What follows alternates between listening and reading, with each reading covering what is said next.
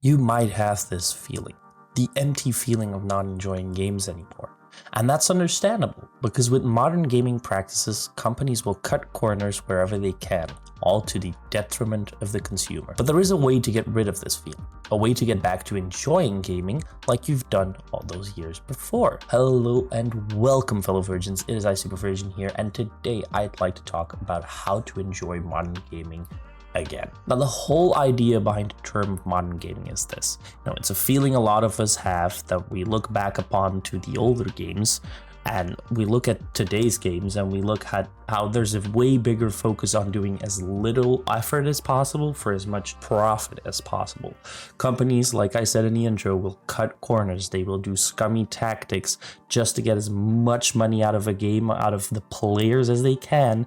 Profit, while not delivering good products. And as long as they keep getting money out of that, they will keep doing that. And people are tired of it. But I've talked enough about these terms and about how, modern gaming practices are scummy in other videos, like why I hate modern gaming or microtransactions ruin gaming. So if you haven't seen those videos yet, I recommend you watch them. I go in way more detail on certain things, and it's definitely very, very useful. And if you're not subscribed to the channel yet, why not? I make gaming commentary just like this, and I post it every week, every Thursday and every Saturday. So 2 videos every week, high quality gaming commentary. Anyway, let's get into it. I've felt the pain of modern gaming myself. It's honestly sad in my opinion. A lot of what I feel, I think, is just disappointment and nostalgia to the good old days, right? Where you could buy a game for $60 and you knew you were getting a banger of a game, right? If it looked a bit like it was up your alley, you had to watch like one trailer. Maybe you bought the box, right? You looked at the back of the box, you were reading the text, you're like, okay, yeah, this is my type of game. Those were the good old days. Those were the golden days of gaming where you knew you'd have some quality content. But that's just the thing. These feelings can actually be relived again, although a bit differently. But the question, of course, is how can these feelings be relived?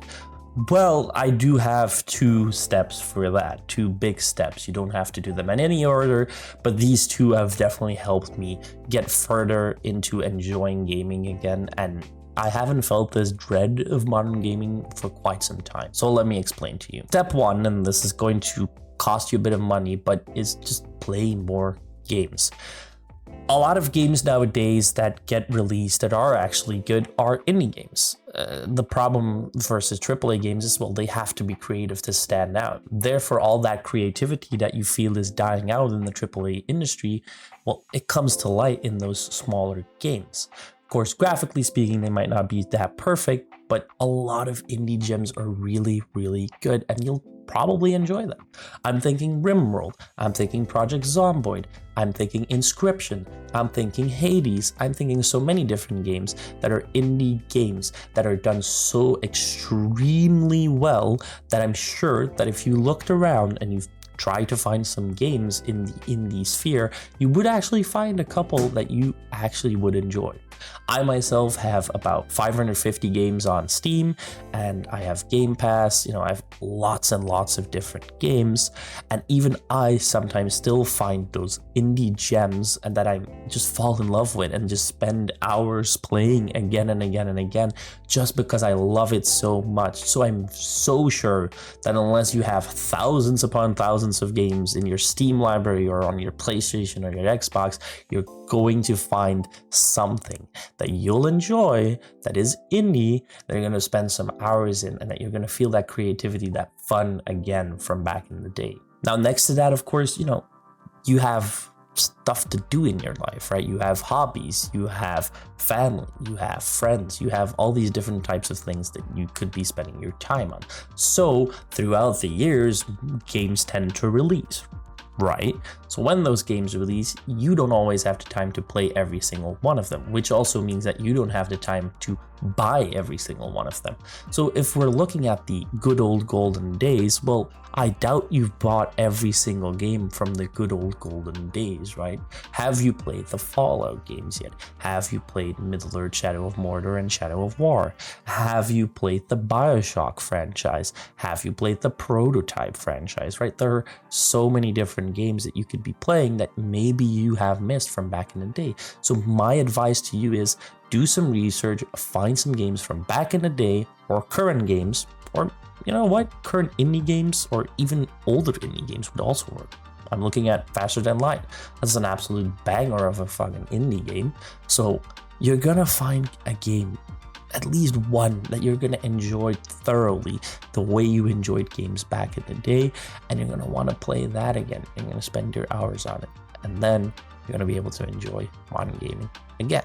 If you know the whole research thing seems a bit much and you don't really want to spend hours looking for a game like on Steam or on PlayStation Store or whatever, I don't know how that all works.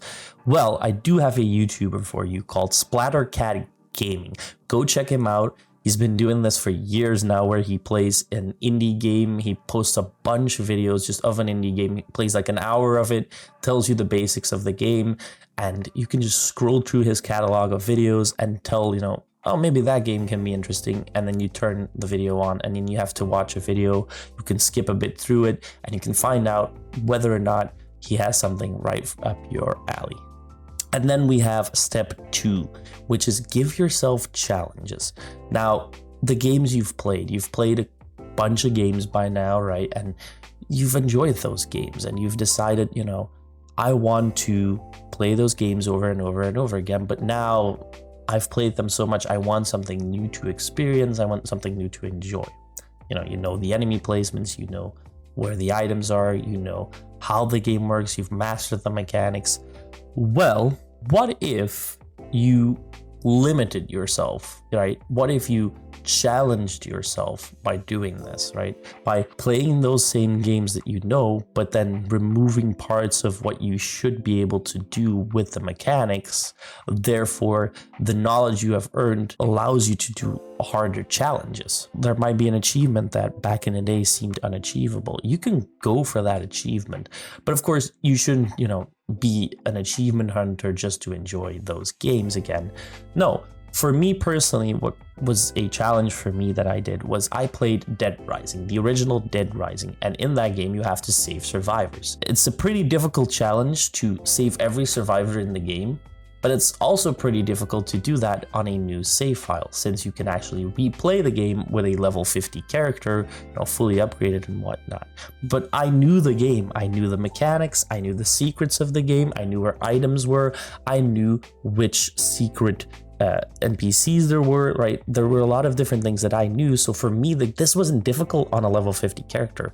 On a level 1 character, however, that had to level up from that to level 50 while also getting every survivor out there, well, that was a challenge. And I have to say, while it was a bit frustrating at times, of course, because when you fail, you get a bit frustrated and whatnot, when I did finally achieve that, it felt so good. And when I look back on it, it was such an amazing time. I think I spent like at least a couple of days on that game, like thoroughly just playing, because I had nothing else to do, just playing Dead Rising. And then I died or something happened, you know, a survivor died and I had to start over like a couple of hours back. So now I had to do hours of gameplay again, and I got frustrated, but I was also having immense amounts of fun. So challenges like that can be added as well. Another one that I see happening a lot is, for instance, like a Minecraft speedrun, right? Just try to speedrun Minecraft, or instead of speedrunning it, try to say, okay, I can only use these types of blocks, or I can't use this, or I can't do that, right? These different little challenges you give yourself. And of course, you just have to listen to yourself, right? You can't necessarily always limit yourself by changing files or trying to use mods or whatever, but that is also kind of part of what you can do. Mods are a way of making a game more challenging. In Minecraft, you have real life craft. You can try to use real life craft and see how that works. Next to that, I know there's also mods for the Dark Souls franchise that make it even more difficult. And when we know that this franchise is known for being difficult, we know that that could be quite a challenge at the end of the day. And because it's different and it's challenging, but it's still a game you know and a game you enjoyed, you're gonna end up enjoying that again. Might seem a bit weird when you're hearing it now. I remember hearing this as well from someone. They were like, I just gotta challenge yourself. And I thought to myself, but I've played the game, right? I want to experience something new. But then I did do it, and I have to say, it makes it so much more fun. Games you've spent hundreds of hours on, thousands of hours, just get fun again. But what do you think? You know, do you still enjoy modern gaming? And if not, do you think my advice will help you? I'd love to find out. Just let me know down in the comments below. I love to read all the comments. And while you're down there, why not subscribe to the channel? Like I said, every Thursday and Saturday, gaming commentary just like this. Anyhow, I hope you have a great day. I hope you enjoyed this video, and I hope to see you in the next one. Bye bye.